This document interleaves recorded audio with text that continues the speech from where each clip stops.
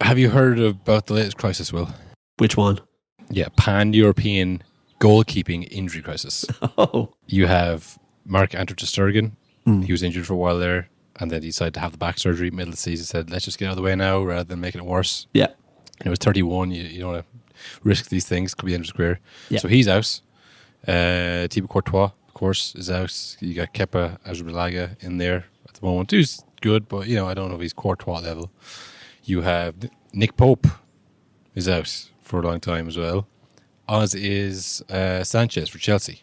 Oh, yeah. Yeah, it's a bit of a ongoing goalkeeping crisis in the last month or so. So naturally, people are turning to Aaron Ramsdale. Yeah. We have the January transfer window in a couple of days, 2 days. Yeah. Where's he going to end up? We all need a keeper. It could be Barcelona or Newcastle. Two very different sides of the coin. As he's watching David Reyes hit that penalty, I think Barcelona would probably see like a pretty good shout right now. Yeah, even if it's the kind of a case where, look, you're going to come in and once the circle's back, you're gone. But if you're really, really good, you might get to stay in. I mean, it'd be worth it for what else are you going to do? Yeah, but sit on the bench at Barca instead of Arsenal, definitely. Sit on the bench at Arsenal, and every time there's a penalty or anything, know the camera's 10 seconds away from panning to you. Yeah. Whether he scores, whether he saves it, you have to here we go again, put a brave face here, Aaron. Every game. Time to clap. One person who I didn't see linked though, Will, is David De Gea. Yes, who he is now currently joined an ever-growing list of ex-Man United players who cannot find a club that wants them to play for. It's now him, Eric Bailly was released yesterday, Jesse Lingard, Pogba, and soon to be Jadon Sancho. Yeah, it's like the opposite Tottenham effect. Yeah. Players leave Man United and they never play again. Which is so insane. Which is like, Tottenham players, maybe they had good players, but the system or the management just didn't work out. Man United players just weren't any good. Yep. Weren't any good, bad attitude, and just had a stink of Man United off. No, honestly, that is nonsense. Nonsense. All nonsense. They say many garbage things. You don't know what you're going to get. Melodrama upon melodrama. This is a shameful, disgraceful piece of nonsense. He was miles off it yesterday. You'll learn a lot more if you listen rather than talk all Plenty the of time, no problem. Hello, everybody, and welcome to a No Nonsense podcast with Cathal and Will. 'Tis the season for false dawns, Will. Yeah. It is also our favourite season of the year, the void. I don't know if you've much of a void in Mexico, though. The last 2 months can be a void. Yeah, that's true. I don't even know what day it is anytime, because there's no crushing 9 to 5 to try and, remind me where I am or what I'm doing. So it's just kind of like, it's great. It's just, did you ever hear of Total Freedom, Will? Never in my life.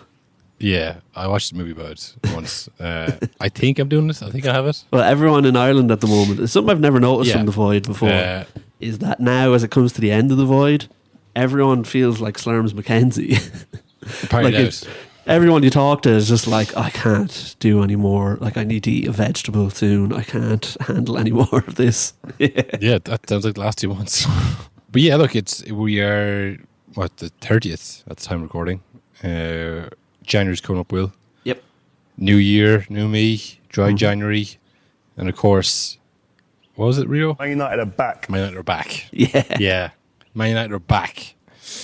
I was watching Rasmus Holjund go beyond orgasmic as he came one of 5 steps closer to prove my absolute wrong. Has he scored 5 Champions League goals? Yeah, he scored 5 Champions League goals. So he's got 4 to go before. 4 to go.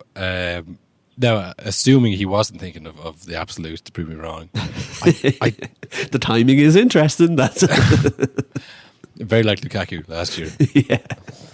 But I just thought this is something a bit weird watching this. Fair enough, he got the win and all that. But I mean, did you notice something about all 3 goals, Will? All 3 goals. More actually, the 3 celebrations of the 3 goals. No, what was it? Well, obviously, it was Garnacho scored the first 2, and then Holland got the third one in a heroic 3-2 comeback. Yeah. cue wild scenes. That's fine. But the first goal, Garnacho scored. They were 2-0 down, and he scored one. And he went to wheel away and celebrate until he quickly realised, we're goal down here still. So I quick point ahead. Then I think he pointed to the crowd or the heavens. I don't know. And then it was like, I meant to go back to the start. But I think he was about to celebrate. Yeah. Second goal to draw 2-2 at home to Aston Villa. He celebrated knee slide. Yes, another goal for Garnacho. And then the third goal, fair enough, it was the winner.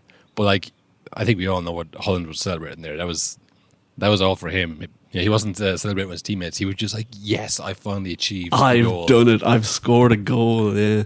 Whereas the Aston Villa players, when they scored, it was like a not a mute celebration, but it wasn't like crazy scenes. Even though they'd scored away. Here's what we're going to do next. Back at it. That's it. Whereas like, and I hate to bring up though, like, Alex Ferguson was there and all this kind of stuff. But like, if you're 2-0 down to Aston Villa at home, doesn't matter where Aston Villa are on the table. Yeah. It's just that kind of like arrogance of being Man United. I think we should not be conceding any goals to Aston Villa. They're minded at home. You would be celebrating any of those goals, even the winner. It would be embarrassing to be like, I can't believe it. Like, you're 7th in the table, 11 points behind Liverpool, and you're knee sliding after coming back to level against Aston Villa at home. I thought, these players, like, I've never been aware of like the criticism, but they are kind of just out for self a little bit. I don't think they believe that this Man United team is going to turn around this year or next year or the year after and come back and challenge for titles. They're thinking, this is one more goal closer to me getting to Real Madrid. Yeah, they're thinking, phew, that'll give me a week's break from Twitter. Yeah, but it's all about them. It's not like, and like, there's always been articles and people criticizing players, like, fair enough, not to the same extent and not as easy accessible. Like, you didn't have to buy the Sun or the Mirror. You could just like not buy those papers and you wouldn't see it. Now it's in your phone, but whatever. Like, there's always been criticism. I think players over the years were just kind of ignored it and said that's what they're going to say. Like, that's the media. That's the media. You make an enemy of them, but you think, well, what we're doing here is more important. We are, trust the process. We're going to say, but like, I just watching Holjund go insane, and then the interview afterwards being like, I'm the happiest man in the world that's ever been, ever will be, or whatever he said. It's like, you scored one goal, man. Yeah, you've got a long way to go before things have balanced out. They're like, okay, now we're back to where we were before we bought you. Yeah, like it's your career is firmly in the failure zone, flop zone right now. Even after the one goal, like, okay, if he goes on to score a goal, continue scoring all season, but like, you look at someone like Darren Nunez, where like he struggled to score, and then when he got that first goal, it didn't like open the floodgates. Yeah, it's an ongoing thing every week where you have to try and score, and that's why the best players scored 25 of those goals, because it's every week. You can't just like, oh, what a relief, I'm done, I did it. It's like, no, like, you go again next week. You can't just like, I don't know. I maybe I'm being pessimistic, but I just saw that. I thought, this is weird. This isn't a good sign. Do you know what I noticed as well about? I haven't actually seen too many people saying this about Holjund, but like, obviously he's in the like, hasn't scored in so many games. It's the flop and all this. But remember last season where Weghorst also could not score a goal to save his life. Yeah. If it's two strikers in a row, and both of those strikers have scored goals at clubs they're at before. Weghorst not at Burnley, famously, but he scored goals in Germany. He scored goals internationally. He scored goals in Turkey or wherever he was. He scored goals in Germany, and he was second top scorer in the same period that Lewandowski was there. Yeah, exactly. So like, they can score goals, but then if it's two strikers in a row who go through these massive periods of not scoring for Man United under this manager, is this not a case of like, there's probably an issue here or something, whether it's the tactics or it's the players on either side of him doing something weird? Yeah, which is like, everyone was going on about Garnacho in that game because he played right wing for the first time, and having a right winger kick the ball across the goal rather than having to go back, and Holjund scored. Revolutionary, Will. It's revolutionary. So it's like, well, why haven't we been doing this fucking 6 months ago? If it's numerous players after one another, like, they can't score. I think if people look at scores and goal scorers and the way they move, it seems like, it's just like off the cuff, it's natural, like he's a street footballer. But, yeah. But like, and you look at defenders as like, that's coaching, that's like your the line and all that. Like, scoring is as much coaching as defending as well. Yeah, you have to be able to know where to run, when to run. Like say if it's Bruno Fernandes, whoever knows what run you're going to make, where to play the ball. It's all coaching. Yeah. You know, so the people give the credit to the defense was like, oh, that's just he made them defensively solid. You'll always hear that. But like getting a striker to out of a slump and getting him scoring, Getting the that's ball much to higher his of the feet, system. Exactly. So I mean, yeah, I think a lot of the strikers get a lot of the credit when they score, but they also get pretty much all the blame when they're not scoring. It's like, just put the ball in the net, you know? Because I saw a stat where Bruno, it was like chances created in the Premier League, and what the fuck does that really mean? But Yeah. it said chances created, and Bruno was like on 100 or something very high, and the next was I think it was De Bruyne or someone else. It was in the calendar year, and De Bruyne was on 70, so 30 chances created less. But in that time, we've had Weghorst and now Holjund. And Holjund has been the striker who's had the least service in the league this year, statistically. Yeah. So it's like, well, who is Bruno kicking the ball to? And why is Ten Hag saying, kick it to the striker? Yeah. Like, because he's clearly... I don't think Bruno's on the pitch going like, well, I'm not giving it to him. It's just whatever way they're set up. It doesn't happen. Although that's what Roy Keane probably thinks he's saying. Yeah. He's not captain material, Will. Yeah. I think it's definitely a false dawn for Man United fans. If you think this is the turning point, I don't think anything has really changed. There was 50 of these under Ollie, the 3-2 comebacks with Cavani. There was one every week, and it never amounted to anything. You were down 2-0 in the next game. No, I thought a lot of people saying, Aston Villa, RIP, your title charge, that all kind of Rip thing. But Bozo and... I feel it's a bit different this year. It reminds me of that time.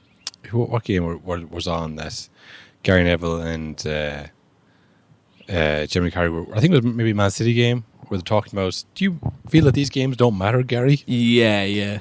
And they're saying, oh yeah, well, the second half of the season, that's kind of where I felt it started. But then Jose Mourinho came in and started leading from early on, and you had to kind of play every game. I feel this year's going to be like an old school year in that sense. That like from this point on now, we're just over halfway through the season. Lost games will count a lot more than they did because a lot of the top four teams have dropped points. Arsenal have dropped points again this week against West Ham. Liverpool have drawn a few games they could have won. City are obviously drawing and losing all over the place. So Aston Villa losing this game, again, in other years it was Aston Villa versus Liverpool or versus Man City. It's like, well, that's the league over. You can't be dropping points any game. But I think you could probably, whoever's going to win the league this year, I'd say they'll probably lose 2 more games until they win it. Yeah. On top of however many games they've lost. You just need one run, and that will seemingly separate you from the rest of the pack who can't put that together. Yeah. Also, I think the pressure is not going to build now. It's a bit of a pressure valve, a release of pressure there on Aston Villa because it's like, okay, well, they're not that good. That's exactly. what we're saying. So, not like, can they do it? Will they do it? I think in most people's minds now, they're kind of written off, which is a great position to be in third. Written off, and what, 3 points off, 4 points off? Liverpool? So, I think they're still in it. Interesting now, if you're Aston Villa, do you say, right, let's bring something in January, let's fucking push out the boat here? Yeah. Or do you say, hey, you know what, if we were to get Europa League again, that would be huge? I mean, what would you do? What would you say, right, let's sign fucking... I don't know, because I don't know... Like, I don't know what their money situation is. Like, I think they bought a lot of players in the summer, but I don't think I've ever seen them like just spunk money all over the place of like, here's 70 million, here's 60 million. I don't think they're capable. They spent a lot of money on Coutinho, yeah, but that was surely they've learned from that. Well, this is what I'm saying. It's like they got rid of Gerrard, said, stop bringing your old friends. Let's build up from the back, or we'll build this team around John McGinn and Ollie Watkins, and we'll do it that way. But I mean, you're in a position now. Like I say, we were third. Yeah, you could, like, it's not beyond the realms of possibility that they go on to win this thing. No, if you were to bring in someone who was, I mean, I don't know enough about Aston Villa's team to know what they really need or what they're lacking. But I mean, if you were to bring in somebody of real quality in January that came available, but it might cost you, 90 million, would you do it? Or would you say, no, you know what, let's not get ahead of ourselves here. Let's not tire ourselves down to 90 million and 300 grand a week for the sake of coming third, which we were done anyways. They're in a good position as well with Newcastle seemingly looking worse every week since Nick Pope got injured. Spurs just got hammered by Brighton a few days ago as well. So it's like you don't actually, like, all these teams are going to buy players as well, but you're not too far behind these teams that are supposed to be better than you or bigger than you, whatever. Yeah. So it's like, I don't know. I think you just keep trucking on and see how far you can get it without spending the money. That's what it's all about. Yeah. Enjoy it, mate. Yeah, exactly. Yeah, no, I think they're still in a good position, and I don't think this loss is as fatal as it would have been in the last 5 years. I think it's going to be a different season, and I wouldn't write them off at all. I think they're in a great position. Well, you mentioned it was one of the never-ending false dawns for Man United, but this also marks the biggest potential false dawn of all, as the club has finally kind of been sold. To Jim Ratcliffe for £1.2 billion for 25% of the club. But him and his boys, his crew, are now in charge of footballing operations. So they're bringing people in, they're trying to rip it up, start fresh from the top down. So I don't know, this could be an actual false dawn for United, or a real dawn where things start to change now, but we'll see how it goes over the next few months, I think. They're always never too far from a scandal, no matter who owns them. Yeah, it feels kind of like a big risk to me. Like, you're spending a couple of bill, you don't own the club, but you're in charge of the footballing side of it. Yeah, the part the public hate. So you're responsible for if it fails, you spent that money, and you don't even own the thing. Yeah, it's now I'm sure the idea is over time you can slowly creep your way in and eventually take over. But it was interesting as well because the Super League briefly returned for a few hours last week. Yeah. And a lot of people were saying that was why the Glazers, who it seemed were gung-ho on selling the club last year, were all of a sudden now like, actually, hold on, there might be a lot of money coming to us soon. Yeah. So I wonder, will they just stick around until that's officially dead and buried, and then, take it over. We'll take the $5 billion, that'll do us. Yeah, they tried to slip in there the void, didn't they? Yeah, they really did. No one's going to know us during the void. But I think it's always going to be there, the Super League. It's always going to be talked about. Yeah. You know, the whole Champions League setup. And, like, I mean, there's nothing you can do about it. Because, like, if you have the Champions League monies shared individually between all the teams in the Champions League, like, say, someone like Celtic, they get as much money as Real Madrid in the Champions League, then that only empowers Celtic's position in the Scottish League. Yeah, exactly. So you just create like superpowers all around Europe, and it becomes this thing. So I don't know what the exact situation is, but I think that the threat of a Super League or breakaway league will always be there. So, I mean, if the Glazers are sticking around for that, they'll be sticking around forever. Yeah.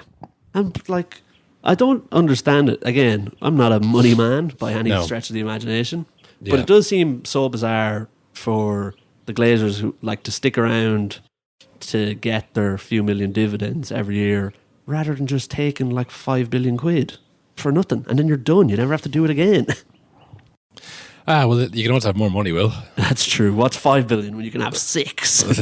I'd trade it all for just a little more. You know, It's that kind of mindset. That's what's called a money mindset. And that's why you're not a money man, and they are. You know. Yeah. I don't know. I don't think they probably care that much. Unlike Rasmus Holjund and Garnacho, Starboy himself, they can block out the noise, block out the haters, and they just keep on trucking, collecting those dividends. So look, it's interesting, the whole Super League thing. I guess I kind of forgot about that because it came as quick as it left. I suppose. Speaking of super teams and super leagues, Will, West Ham. How are they doing this year? I kind of forget, you know. I feel like last year was a great year, but this year is kind of not as good, maybe. I believe they are absolutely flying it in the league. They beat Arsenal in Arsenal. I just said, this is the perfect thing to do for Arsenal, you know. Because this year I think is going to be a different year where it's not going to be, you were top of Christmas and then you fell off, you know. I don't think people will remember who was top of Christmas. Yeah, because they were only top for 2 days. Only top for 2 days. They weren't leading it up to that. It's going to change between Villa and Liverpool and Arsenal and probably City at some point again. Tottenham were top at the start.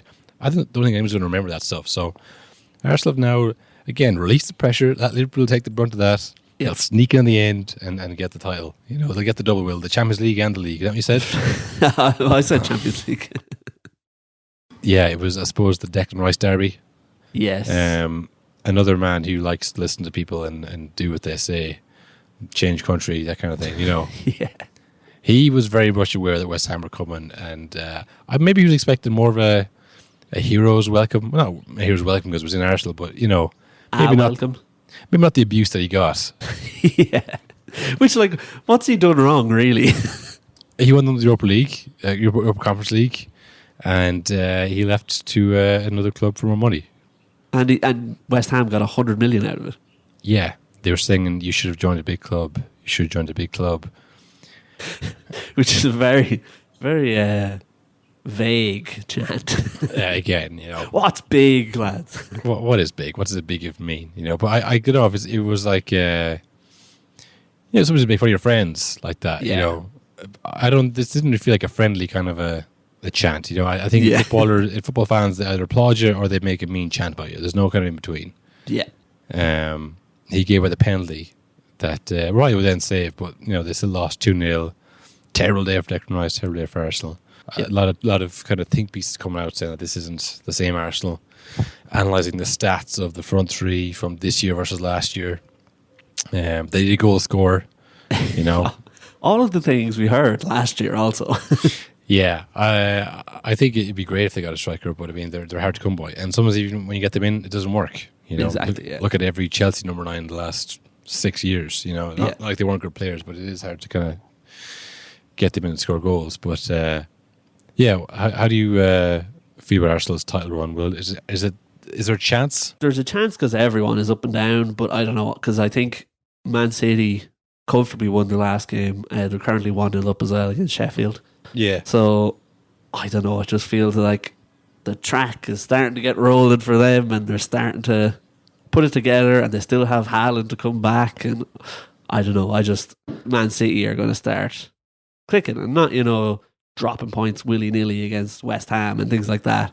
Yeah. In games where I don't think West Ham were particularly amazing that game, but they were very clever in the summer in getting Ward-Prowse in to take the corners. Yeah. Genius. I don't know why every club hasn't thought of that. Get the guy. It's like a guaranteed goal. Like, why don't every club really take a lot of care on their corners and set pieces? Yeah, I think I did see a tweet where it said corners rarely result in goals. It's more of an opportunity for away fans to abuse flair players. Yeah.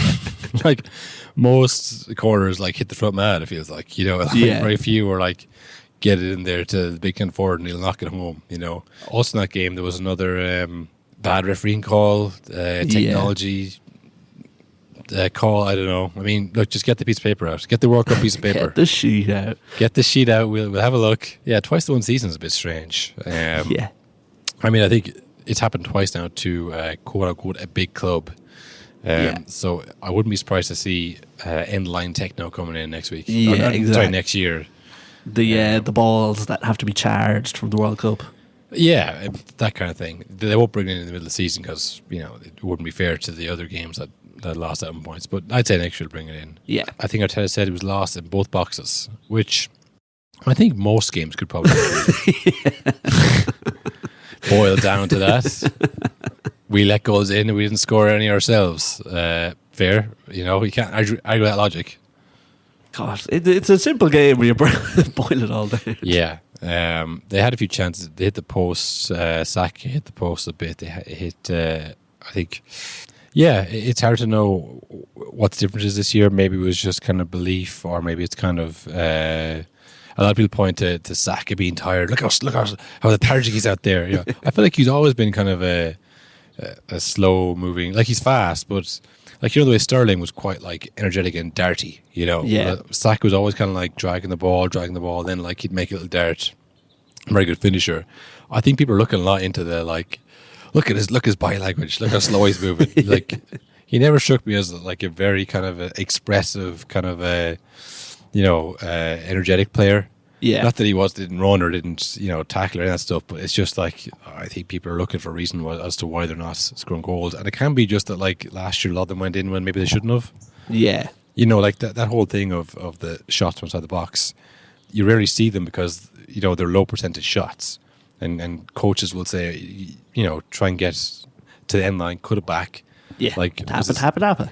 70% of the goals scored from the penalty spot or that area. It's like that's how you're going to maximize the percentage of you lashed it from there. It'll probably go in. Whereas you lash it from outside, there's defenders in the way. The goalkeeper can see it. Unless you play in Ireland, of course, then they'll always go in.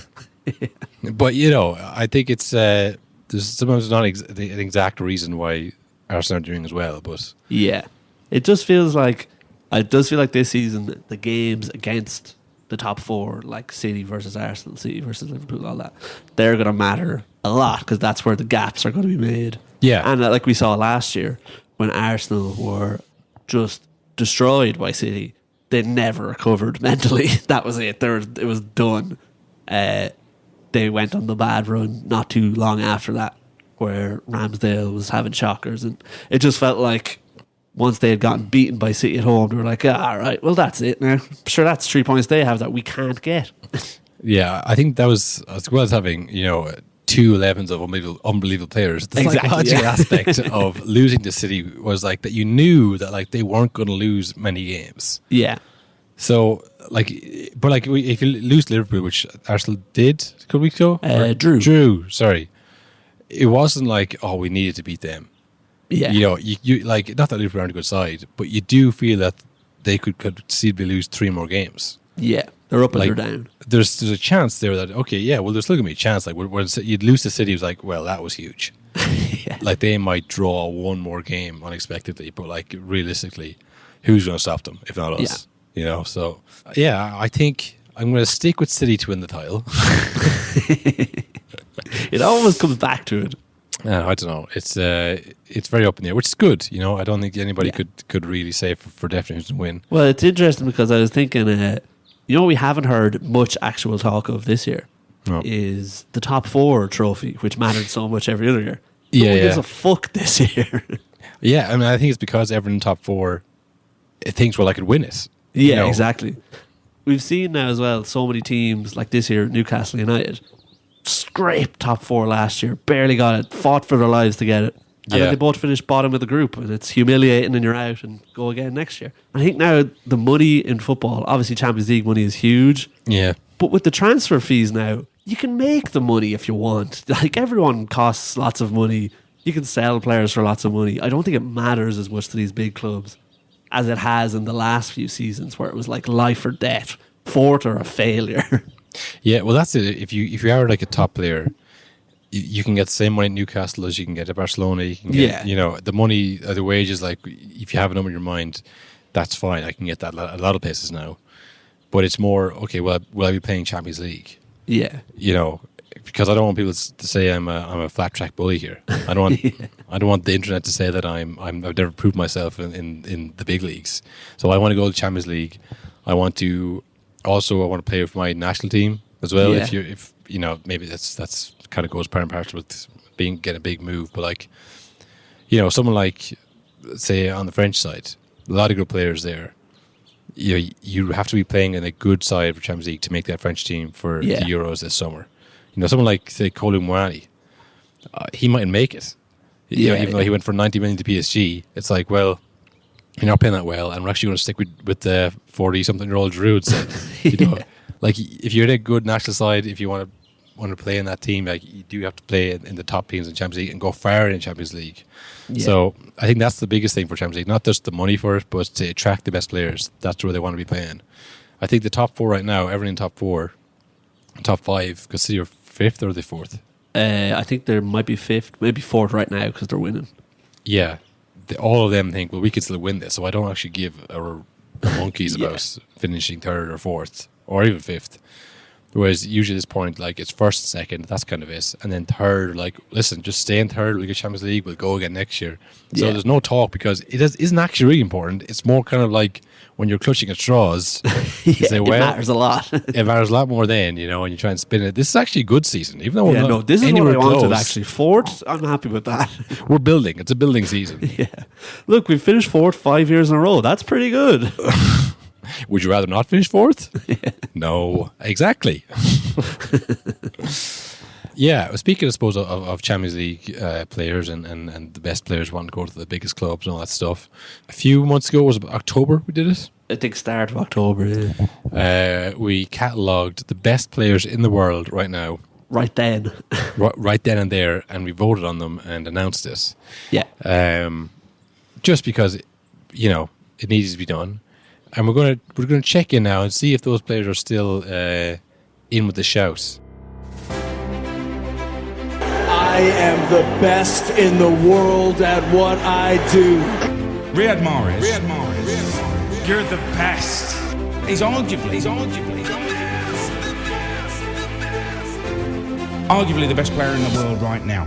My memory serves me correctly, Will, it was Rodri who was crowned the Ballon d'Or of the moment, Ballon d'Or of the month. Pretty unanimously, he was the best player in the world right now. At that second. Yeah. I have the other votes from then as well, because it's interesting to see how quickly things change in football. Again, this is the start of October. This isn't like January or anything. This isn't like ago. this time last year. This is just like people October who are absolutely fucking clutching at straws. Yeah. So on that list, we had Bukayo Saka, who I don't think he was even that good in October, was he? He's better than he is now. He must have had a good game that day. Yeah, Arsenal fans love this kind of straw clutching, honestly. So I wouldn't surprise if he was in it, to be honest. Yeah, we had a few Rodris, Bukayo Saka, Bellingham popped up a few times then. Mm-hmm. Haaland popped up a lot as well at the time. Haaland, he's not even playing, Will. What are you talking about? Has he scored since? I actually don't know. Oh god, that's funny. And then we had someone said Messi, but no, he was playing well. He was doing his world famous walking tour of Miami back then. Oh yeah, that's true. Yeah. Yeah. All the kids him just walking around and smacking the net. It was with his bodyguard on the sideline following him. Did you see those clips? Oh yeah. That was he was a worthy nominee back then. Yeah, because it's not who's the best player in the world right now. It's who are people talking about right now. Yeah. And now we have the updated list. So this is from around a week ago. So the best player in the world right now, at this second, we have Bellingham,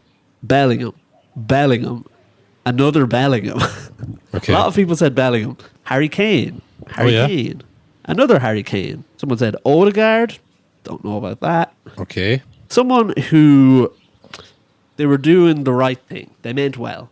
But they said, look, Kevin De Bruyne is the best player in the world right now. Even though he's not playing, you have to look at fool. No, wrong. Not playing. That's he's not the best player in the world right now. Not how it works. Couldn't possibly. Haven't seen him in months. No, yeah, exactly. So yeah, the consensus was Harry Kane and Bellingham, essentially. And not a single vote for Rodri. Rodri's been knocked off his perch. Yeah, so he's gone from the best player in the world to not even in the top 6, 7. I looked at a couple here on X, Will, which is always a good representation of the population at large, I'm pretty sure. Very stable people with valid opinions, always. I have a few here. Pickford is probably the best goalkeeper in the world right now. Wow. We wouldn't swap him for anyone. I will say Everton are currently 3-0 down to Wolves. Not his fault. We wouldn't swap him for anyone. Only we know how good he is. Your football knowledge is awful if you're using us having Pickford as an insult. That's just in the middle of a heated X thread. Yeah. Here's a much more specific one, Will. Again, a goalkeeper. Okoye, he plays for Udinese in Serie A. He's untouchable. Wow. Untouchable. The best Nigerian goalkeeper anywhere in the world right now. You can't argue that, Will. Name me a better Nigerian goalkeeper. No, I couldn't. Now. I dare you. I literally did a bit of this before where I said, is Saka the best right-sided inverted winger who is prominently on his left foot right now? And you said, I think he is. I can't think of anybody else. That's if you get specific enough, you'll always win. Mo Salah is the best forward in the world right now. Argue with your keypad, haters. That's good. I like that. Yeah. One of the best forward in the world right now.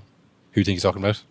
Who would he be talking about? Harry Kane, maybe? This is from the 21st of December. It's not that long ago. Yeah, Harry Kane, I'd say. Victor Osimhen. Oh, of course.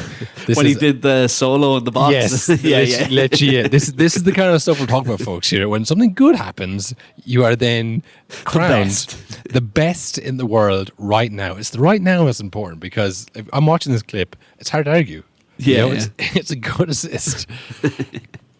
Here's one from Spring Chat at Spring Chat app. I know what they're promoting. Is Mbappe the best forward in the world right now? Again, make it specific. Is the best forward in the world? I'm not saying better than Rodri or someone or De Bruyne. I'm saying best forward in the world right now. Is Harry Kane the best centre forward in the world right now? The answer is yes, by the way. That's the X. Wow, he set it up and answered it. Let me answer my own question with an answer. Yes. One more.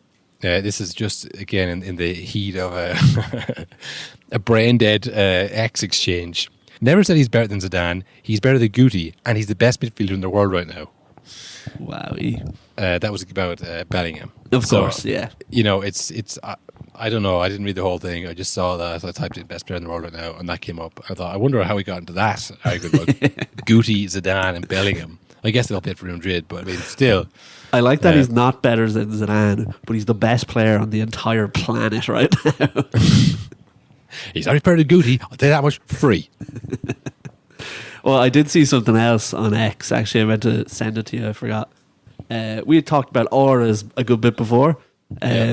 There's a new layer to aura where it's not just people comparing their favorite players' aura. Have you seen the arguments between different sports on who has the best aura pictures? I mean, this is really, really desperate stuff. This is bottom of the barrel. Because I saw a guy today who put up a picture of Pele, like holding the World Cup, that famous picture. And he said, basketball could never. Yeah, I mean, this is kind of like, when people try and claim things for their race. Yeah. It's like, that was black people, that was us who invented that, or like, I remember Bill Burr had a great bit about it. It's like, you can't just say that.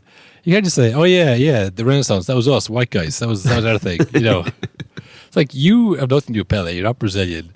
But like, it's like, this is football, this is us. Like the most hate-filled, like, territorial thing in the world. But when it's against somebody else, like, yeah, that was us, Pele, that was us. It's like... That guy a week ago was calling Pele a fucking... He played against farmers and plumbers. He was a fraud. Yeah, farmer merchant. Yeah, absolutely. It's just content now. It's just clicks. It's just like, see if I can rattle the basketball fellas. Yeah. Let's get them involved. Yeah. I mean, like there's a lot of that kind of around anytime Ireland play, kind of rugby baiting as well. Yeah. Where it's like, best in the world and you lost. What? That makes really sense. Can you imagine? And they go, number 3 in the world, and then in brackets, Belgium, playing number 47 in the world. And it's like, us. Us, yeah. And only beating them by 1 goal. It's like... Yeah. What kind of a sport does the 47th best team manage to get into a tournament? We would never be able to manage that in football. Your ranking system is a joke, rugby. So, New Year coming up.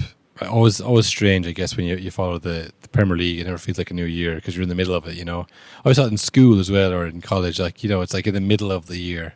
Yeah, May. Time for a fresh start. I don't know why we don't follow the calendar at all. We just kind of do our own thing, and then in the middle we go, New Year, everybody. It's like, is this? Like, is it a new financial year even? Is there anything that actually starts in January? Other than like false promises to yourself? But yeah, I mean, look, it's the start of a new month, more importantly, I suppose. So is it the best time? The optimum time to become an ultra today? Yep. $4.50 a month. Click on the link in the description of this episode. You'll get bonus episodes. Champions League is back February, I think it is. Near start of February, yeah. But I think there's going to be... They fit a lot of cup games in January, don't they? They try and squeeze a lot of cup games, if I remember correctly. Yeah, the fixture pile-up has begun. I did see that the Football Players Union, is threatening legal action against, football for there being too many games. Which, I mean, for the ultras out there, that's good news. Excellent news for us. More to talk about. If we need to cover those games, we'll probably have to do a second episode of the week. So when we do that, you can get that extra bonus episode on patreon.com/and no nonsense podcast. As I say, $4.50 a month. Join up, see if you like it. To the Spotify Wrapped crowd, you know, where are you? Show yourselves. There's still a few more who haven't availed of the option to get a free Patreon for 3 months. Is there an international break coming up? I feel like there might be. There surely is soon. Eventually, Ireland needs a new manager at some stage. Yeah, that's kind of fade on the background, isn't it? It's just, The longer that goes on, the worse that appointment's going to get, I think. Yeah. It'll be very low key, I think, when it is announced, because the expectation will be so low, you know. Perfect for a Patreon episode. Yeah. It'll be really low key, no one's going to care, and you can hear our thoughts on it live. Honestly, that is nonsense. Nonsense. All nonsense. They say many garbage things. You don't know what you're going to get. This is a shameful, disgraceful piece of nonsense. He was miles off it yesterday. You'll learn a lot more if you listen rather than topple all Plenty the of time. time, no problem.